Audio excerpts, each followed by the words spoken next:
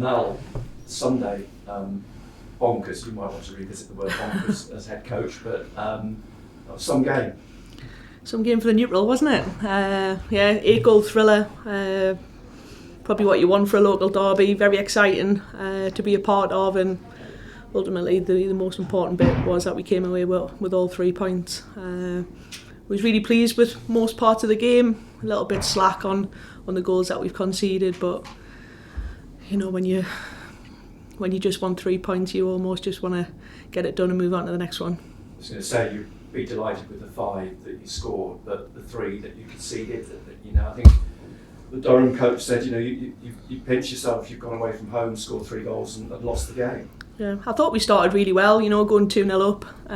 All 5 goals coming from open play as well. Really creative in that final third, and it's been coming. To be fair, it's been coming for a while, and get ourselves in a good position, 2-0 up, and concede a really sloppy goal just before half time. We were talking this morning about wonder what the dynamic would have been like in the second half if we had held the 2-0 lead in going into the second half, but it is what it is, and we learn from these errors that we make, and hopefully we're stronger for it. Perhaps the right time to have a result like that, 3 games left, sort of getting the twitchy period of the season. 3 games to go, not a lot of room for error, but finally found our shooting boots, and we're ruthless in front of goal, and we've got to take that confidence into Watford on Sunday. I remember we were talking about this at the start of the season when you're on a very good run, you're winning games. The dynamic now is very different, isn't it? Because now there is something very tangible at the end of the season for you to achieve. Yeah, well, we're well aware of it. We've spoke about it as a group, and we want to try and go and win it. We've put ourselves in a marvellous position to do that. It's in our hands. We know that. We know we've got to win all 3 games in order to do that. So, we full focus on Watford because we know there's no room for error. How do you feel personally about the achievement? I mean, I know you won't be saying you've achieved anything yet until the end of the season, but you're very, very close to achieving something. At the beginning of the season, people would have been incredibly surprised at what you've done. Yeah, I'm really proud of the group. I'm really proud of the staff that we've got because they've bought into a process, they've bought into a vision of what we wanted to do, and ultimately the performances have got way in this position, and we need 3 really good, strong performances to see we're over the line because, like you say, we've achieved nothing yet. Yes, we've had a fantastic season and we can all be proud of that, but I think you've got to take these opportunities when they present themselves, and what a wonderful way at the end of the season if we can win all 3 games. And I know you won't take Watford for granted, even though they're bottom of the table, because I think you've had, I suppose, a lesson just the other week with Lewis that you can see how difficult some of those games can be. Yeah, and London City, where we got nothing out of the game. So, we've learnt our lessons, and we know we have to prepare properly, but we also have to deliver when we get on the pitch and put in them performances like we've seen on Sunday. I dare say you are enjoying it. I think what you said about Sunday's game, even though it was helter-skelter, it was enjoyable to watch. It was. I wouldn't say it was enjoyable when the 3rd goal went in and it was 3-3, but there was some really nice moments, and it was fantastic to see nearly 1,500 people inside Hetton, the unbelievable flag displays. There was a real atmosphere about the place, and that's what we want it to feel like every week because they certainly help us get results when it's busy inside.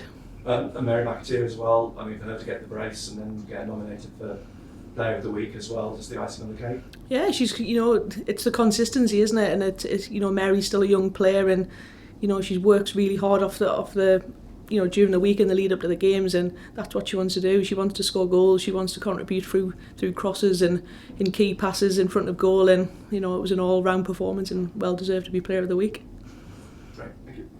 Mel, you're talking about obviously not taking this game lightly, but as you say, London City and Lewis, how difficult is it to maintain that level of sort of commitment when you know you're playing a side that is, in this case, bottom of the division? I think we just have to stick to our processes. We don't change what we do. Our routine is the same every week in terms of our analysis, pre-match, post-match. Every player who plays goes through individual clips on a 30-minute slot with coach and staff, and they're well drilled, well prepared, and it's our job to keep their feet on the ground and make sure that they can go on the pitch and understand the game plan, and ultimately then it's up to them to deliver it. Is there an element though of just it being human nature to kind of underestimate a team that is, struggling at the bottom. I think sometimes maybe that is the case, and maybe we've slipped up against London City in the past, and hopefully that that hurt the squad, it hurt the staff that we didn't get anything from the game, and we've got to make sure that doesn't happen again. So actually, in a way, that result might help this weekend. It's all experience. We have got a young squad, there's young players on the pitch, and I would like to think after every game that they've learned something from it, and we remind the players of them little banana skins and the little slip-ups that we've had, and all we can do is try and make sure it doesn't happen again. What would it mean to you to win the league and be back in the WSL? I think it's what everyone aspires to be. Everyone wants to, whatever profession you're in, you want to be at the top. That's the pinnacle of women's football. We can see where the game's going to, for the players to play on a big stage, and for the coaches to prepare against some of the best players in the world. That's what we want, and like I've just said, we've put ourselves in a brilliant position to achieve it. We haven't done anything yet. We're close, but yeah, let's see what we can do with 3 games to go.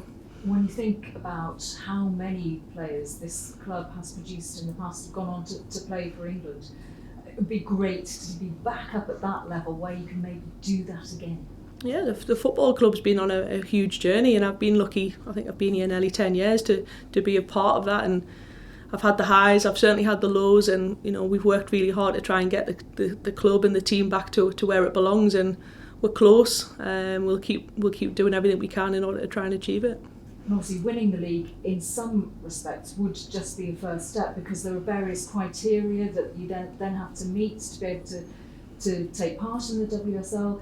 Are they criteria, do you know what those criteria are yet? And do you know if you'd be able to fulfil all of those yet? Yeah, I think that's kind of a job for someone above me to make sure that we hit the criteria and we get in, and it's a very different beast, the Super League, compared to the Championship, and we're in a hard position in terms of planning for next season, because we don't know where we're going to be. So again, we just have to kind of park all them thoughts, well I do anyway, and just really focus on the team and in the next game.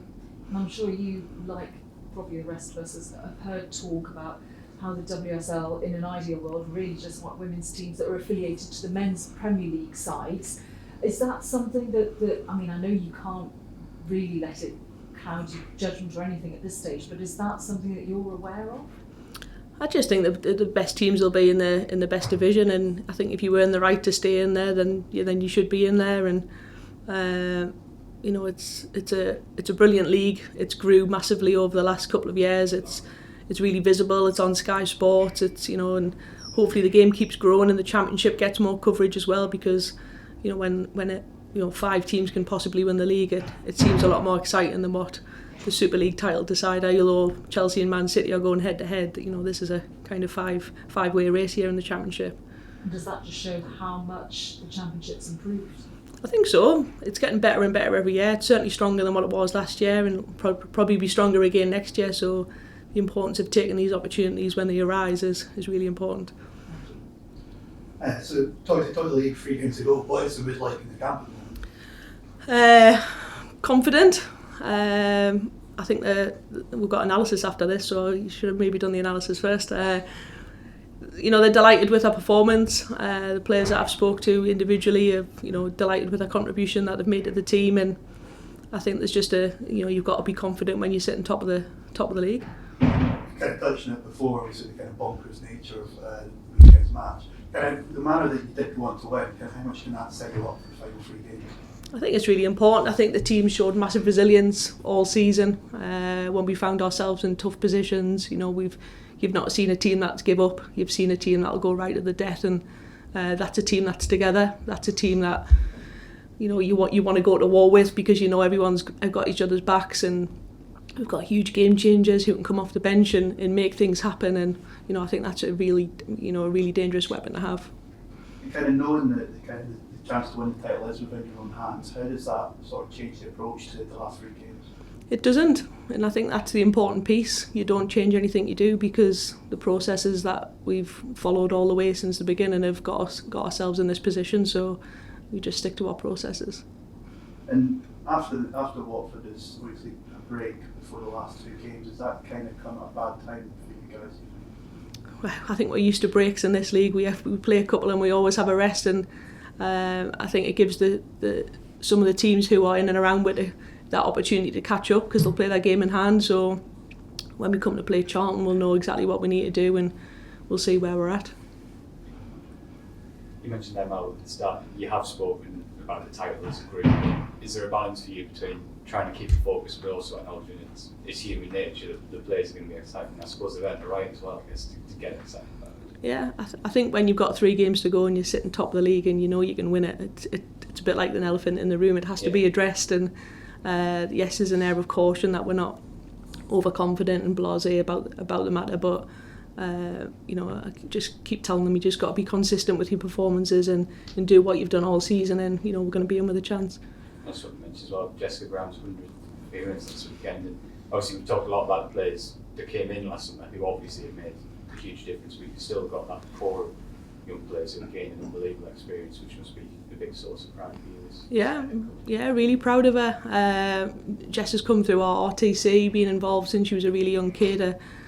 I had her when I was at Gateshead College when I did the 2 jobs, and you know, to see her development and for her to play a major part in where we're at now, you know I'll always give youth a chance, and you know you see the potential in the players and work with them, and you know it's paid dividends because she's been a consistent performer for us.